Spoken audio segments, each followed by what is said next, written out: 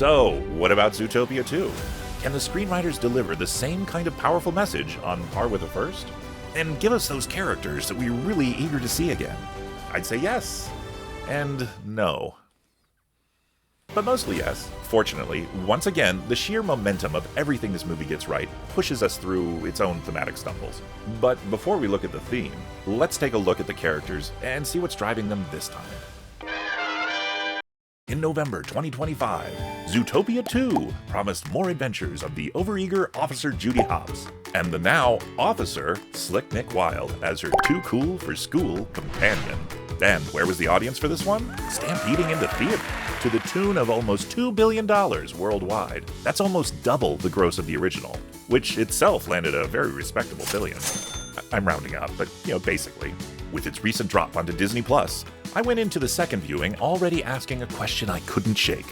This is a sequel that didn't just succeed, it doubled the original box office. So the real question isn't whether people showed up, it's why. Greetings, savvy viewers. My name's Brian. I wrote cartoons for 30 years, and now I'm looking for quality entertainment in a world where everything is mid. There's a reason people like these Zootopia movies. They deliver big on family entertainment, from engaging characters, exciting action, intriguing mystery, big laughs, and inventive, fanciful world building. This isn't just kiddie stuff. These movies immerse the viewer in a whole new world. Not that world. This world. The world of an amiable Judy Hopps. Judy is no dumb bunny. She's a small-town rabbit who refuses to let the world decide what she's capable of. Or of which she's capable? And then there's Nick Wilde, ridiculed as a child for being a predator. In a world where that doesn't actually mean anything anymore, but, kids are cruel. Young Nick gives up on himself and grows into an apathetic grifter. His reluctant partnership with the relentlessly optimistic Judy forces him to confront that cynical version of himself, and, ultimately, choose to be better.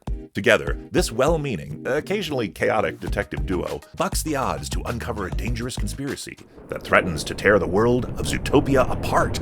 But, it works out. And, like the first movie, Zootopia 2 also builds around a big mystery, leading to an even bigger conspiracy that, once again, rocks the world of Zootopia to its core. It's actually kind of shocking how well they managed to pull this off a second time in a row. But it does make you wonder, how many times can you go back to the world-shaking, lore-defining conspiracy before it starts to feel like routine maintenance?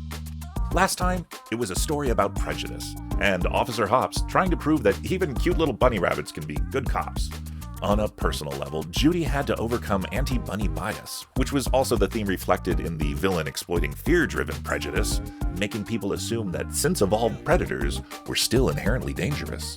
It's a solid theme, but to be honest, it never entirely clicked for me. I was about 96% of the way there. Because the excellent world building makes the allegory a little wobbly if you think about it too hard. And if you're a savvy viewer, you might have a tendency to think about things a little too hard. So the disconnect goes something like this. Prejudice usually comes from assuming the negative traits of one individual in a group apply to everyone in that group, when they don't. That's what makes it prejudice. For example, if one cartoon writer spends way too much time overanalyzing animated movies, it would be wildly unfair to assume that all cartoon writers are doing that. I mean, hypothetically. But Zootopia builds its metaphor on a very different foundation. In the world of Zootopia, all predators actually were once dangerous to prey animals. That wasn't a stereotype. That was the defining characteristic of what a predator was. And here in the real world, still is. So, when a number of modern civilized predators suddenly start going savage, it's not unreasonable for characters in that world to start drawing some obvious connections. From their perspective, this isn't coming out of nowhere. It looks like a reversion to something that used to be true. It's not true now, and that's why jumping to conclusions is bad.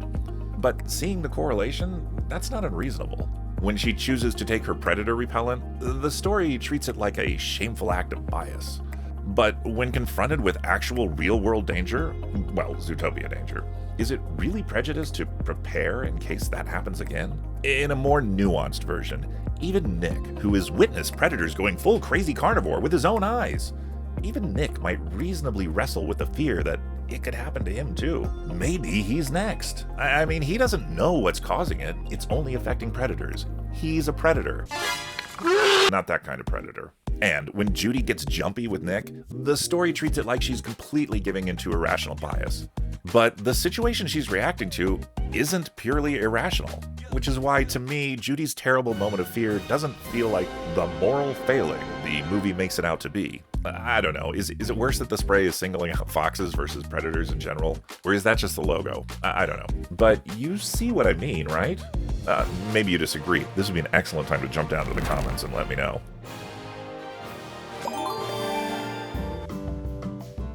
Oh, and I want to say hi to my latest viewers. I appreciate you stopping by and joining the channel. We're gonna have fun together, so stick around and watch a couple of the other videos.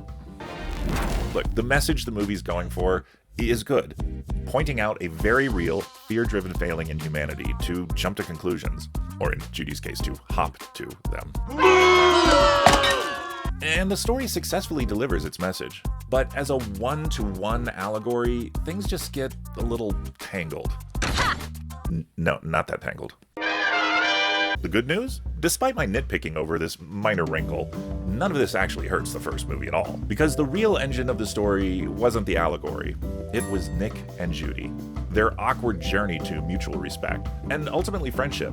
That's what we really care about. So, what about Zootopia 2? Can the screenwriters deliver the same kind of powerful message on par with the first? And give us those characters that we're really eager to see again? I'd say yes, and no. But mostly yes. Fortunately, once again, the sheer momentum of everything this movie gets right pushes us through its own thematic stumbles. But before we look at the theme, let's take a look at the characters and see what's driving them this time. Last time, Hops and Wild figured out how to be partners. And this time, Hops and Wild are figuring out how to be partners. Again. Okay, this bit was a little weird for me. I get that sequels are often structured to mirror the original, and that can even include a retread of the original journey. I'm not saying it's a good formula. I'm not saying it's a bad formula. I'm just saying it happens, and you can understand why it happens. A movie captures lightning in a bottle and becomes a massive hit. The goal becomes replicating that success, and the most obvious way to do this is to replicate the original as much as possible.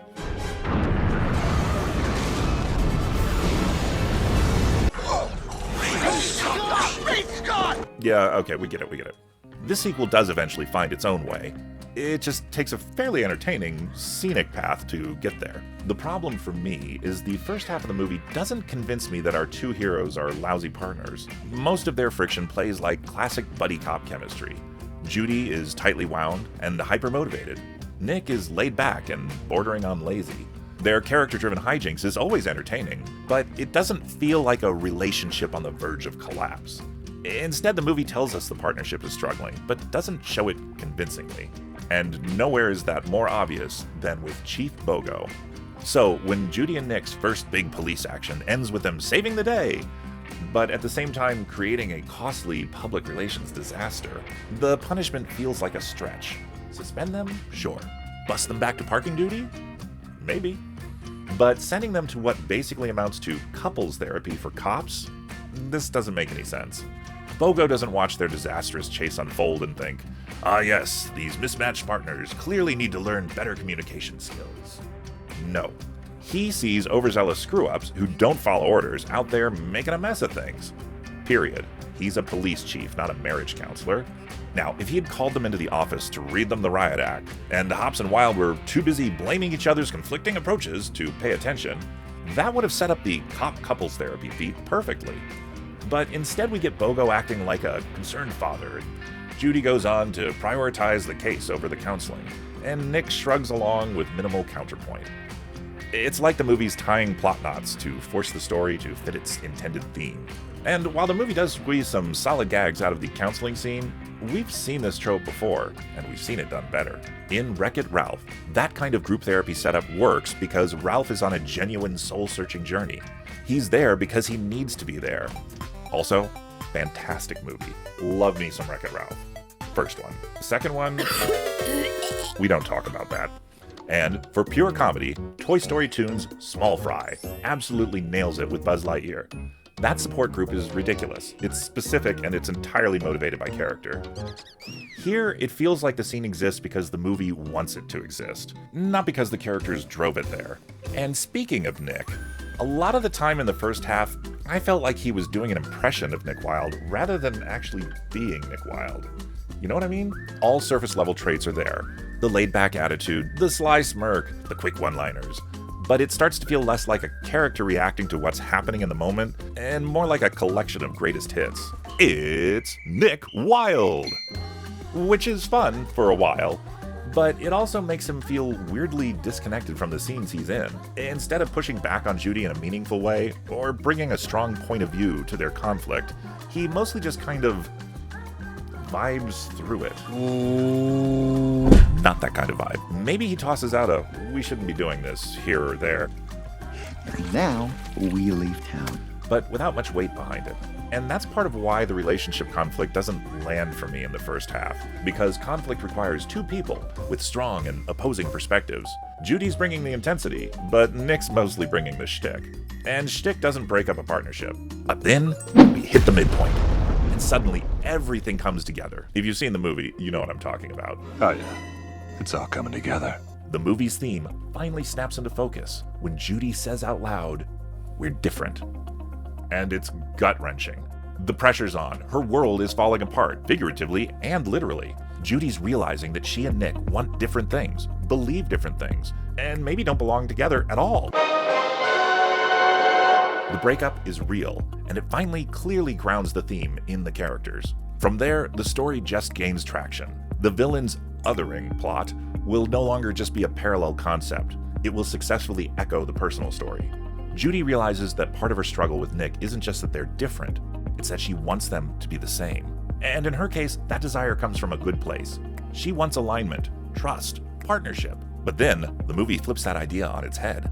Because later, when Judy urges the villain to choose their own path, to be better, to not follow the other baddies, the response is simple and unsettling. I don't want to be different. And now, that same idea takes on a much darker meaning. Because this isn't about connection anymore. It's about belonging at any cost. It's about being so desperate to fit in that you're willing to become something worse just to avoid standing apart. What a payoff. So good. It takes Judy's hopeful desire for unity and reframes it through a much darker lens. Same instinct, very different outcome. And suddenly the question underneath the whole story becomes clear. How far are you willing to go to fit in? Are you willing to trade who you are just to belong? By the end, the movie arrives at something genuinely meaningful. Differences can be messy, frustrating, even painful, but selling your soul to avoid them, that's the real danger. And the story mirrors that idea in a clever way. A district that was literally erased, along with the citizens who didn't fit, is restored and reintegrated into Zootopia itself. And in the personal resolution, that idea pays off as the emotional dam finally breaks. Judy and Nick openly acknowledge what's been building between them, and accept those differences, within themselves and in the other, in a moment that's not just funny, but genuinely earned. I got a little weepy. It happens. The first half tells us they're falling apart. The second half finally shows why that matters. And once those two beats line up, Zootopia delivers a surprisingly satisfying, character-driven, thematic punch. But what really keeps this franchise working, what keeps it from collapsing under the weight of its own ideas, is that it never forgets to be a movie, to be engaging, to be entertaining, to give the audience what they came to see. More Judy, more Nick, and just more Zootopia. The action staging in this franchise is consistently strong. The set pieces are clear, dynamic, and actually escalate in a way that builds real tension. And yes, the film is absolutely not afraid to push its cliffhangers and plot twists into genuinely intense territory. There are moments where it doesn't feel like kid stakes, it feels like stakes. Yummy. Not those kind of stakes. That's part of the secret sauce here. This franchise has always understood contrast. Character-driven comedy on one side, real narrative pressure on the other. Humor that doesn't undercut the tension, that runs alongside it.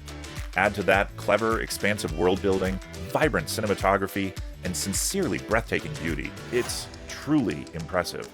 And that's why, even when I'm picking apart the thematic stitching, I still come away impressed. Because when Zootopia is working, it's working on all levels. Character, comedy, world building, and tension, all running at full speed, giving us a story we can really sink our claws into. And that's the answer to the question we started with. That's why it works. That's why audiences showed up. That's why the box office doubled. Not because it's twice as good as the first film. It doesn't need to be. It's a solid sequel, one that respects what came before it, builds on its strengths, and tries to expand the world rather than simply repeat it. And in a landscape where a lot of modern Disney output feels increasingly disconnected from the storytelling magic that built its legacy in the first place, that's not mid. That's cinema.